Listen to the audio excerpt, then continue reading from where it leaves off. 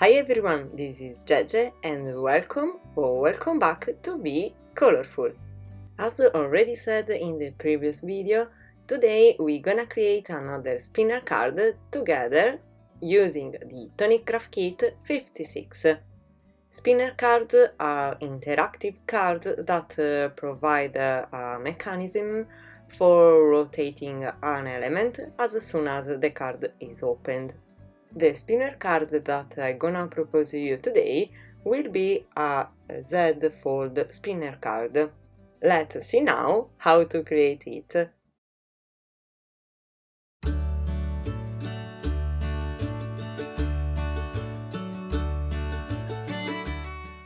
As always, I'm going to create the card base. First, I cut out an 8.5 by 5.5 inches rectangle out of light blue cardstock. I then make a fold line at 4.25 inches. Next, I'm going to embellish the card base a little bit more. I opted to stamp a text background using the clear Versamark ink. In this way, I'll get a stamp slightly darker than the color of the card base. I'm going for a neutral and delicate background. As you can see, I'm using a background stamp. One way to stamp with this kind of stamps and get complete stamps is to place the stamp on the work surface, ink, and then carefully lay the card over the stamp. Press gently with your hand, always very carefully so as not to move the panel.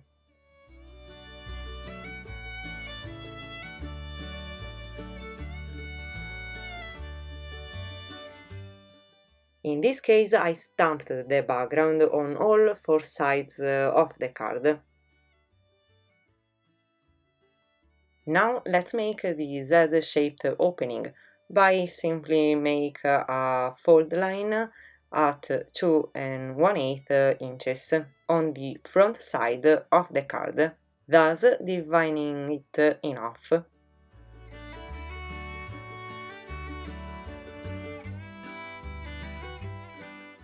And here is the Z-shaped opening.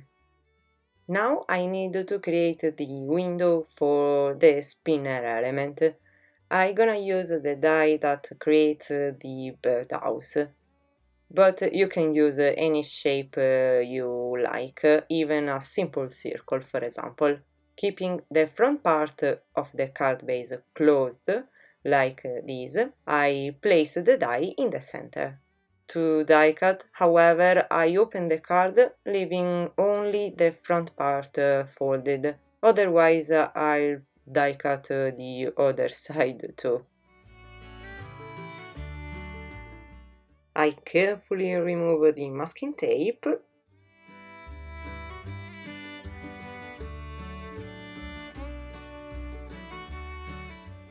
and I get this card base.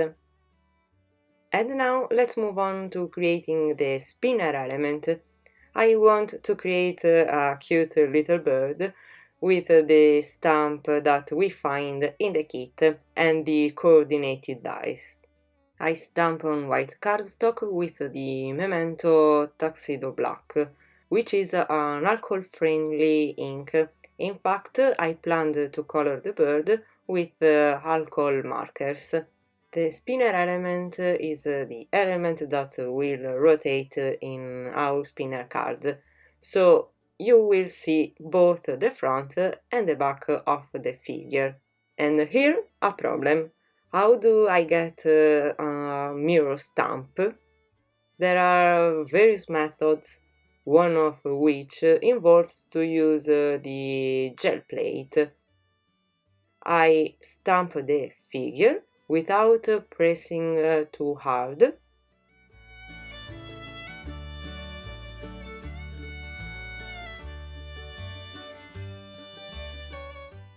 Then I lay down the paper and transfer the image.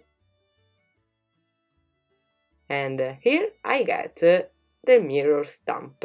It's not a perfect stamp, of course, but it is more than excellent, and we can then go over the lines with a black pen.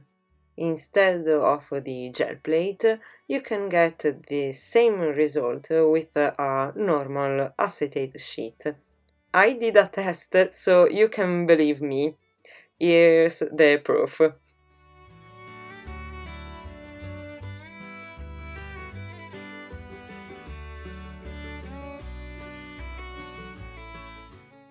Well, I actually need two normal birds and two mirrored ones.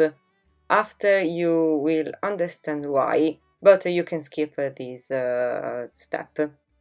I'm going to color the two birds with two shades of brown for the body and two darker shades for the wings.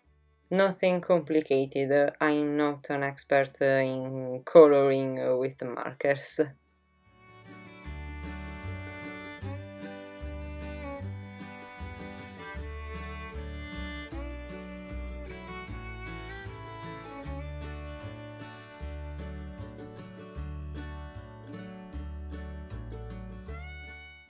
As I told you, the flipped stamp came out slightly faded, so I go over the lines with a black pen.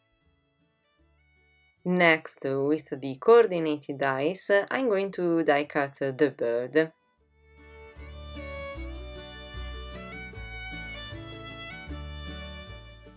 To die cut the mirrored bird, I need to place the die on the back. To align it, I help myself with a light board. If you don't have one, you can use the old and simple window glass method, or in general, keep the sheet against the light. In this way, you can see the back through the paper. Another method is to cut out the figure by hand, and to get the exact same figure as the die cut, place the negative part on the stamp, trace the outlines with a pencil, and cut out with your scissors. Okay, now I'm going to color the wing of the second mirrored stamp. As I told you before, I needed two normal stamps and two mirrored. This is because in the set we find the coordinated die that die cut only the wing, and thanks to this, we can give dimension to the bird.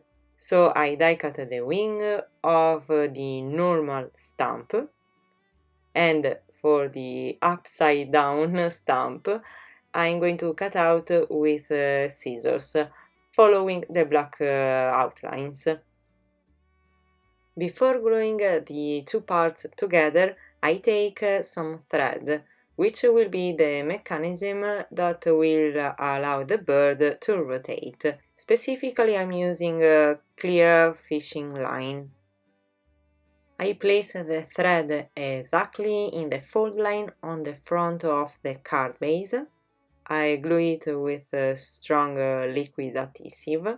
Don't worry, no one will notice the glue. Just use a strong liquid adhesive that will be clear when dry. I hold the thread in place with masking tape and let it dry. I recommend the thread must be well tight. Once dry, I didn't let it dry well, so I'll make a messy, as the thread will not stay in place. So please don't be impatient like me. Never mind. I said once dry, I glue the front of the bird to the thread using double-sided tape adhesive, a strong one. Then I glue the back, adding some liquid adhesive. You see, the thread came off because the glue wasn't dry, but that's okay. I glue everything again. And this time I gonna use gel medium, which should be a strong glue. I also put some glue on top of the thread.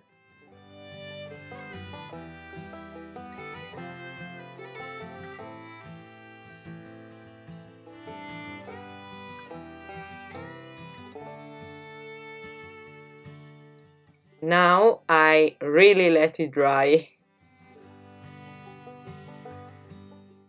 And here we go. As you can see, you don't notice the glue. This part will remain closed. We can continue to decorate the card as we like. I glued the two wings by applying the foam pad included in the kit only on the tip of the wing. On the base, however, I apply liquid glue.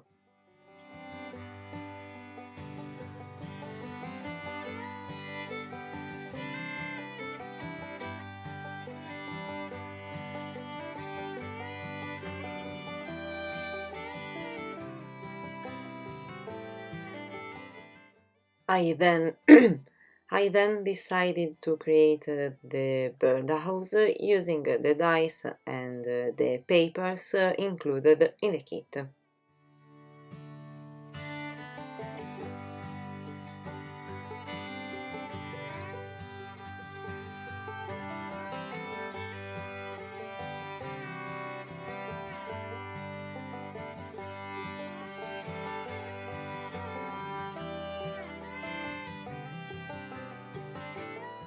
Once ready, I glue it to the inside of the card base, aligning it with the house-shaped opening.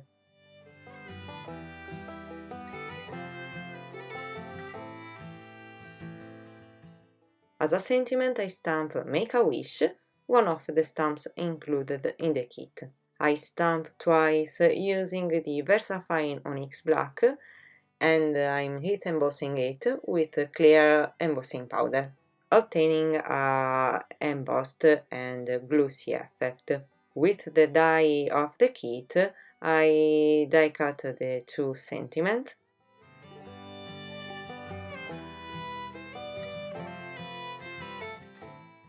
and I glue them on the thread front and back.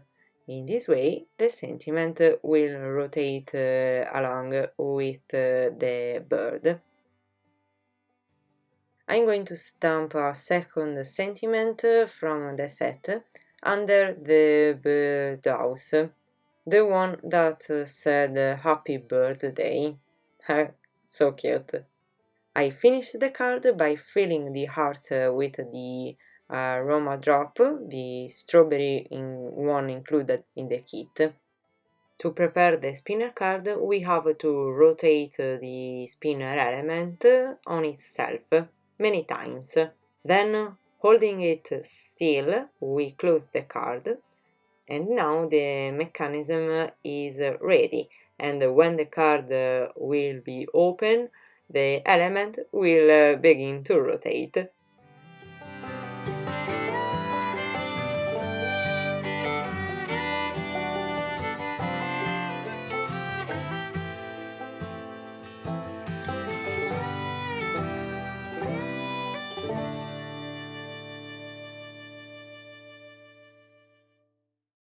Well, my friend, the video ends here. I hope you get fun and got inspired. I thank you for joining with me. See you next time. Bye bye and be colorful.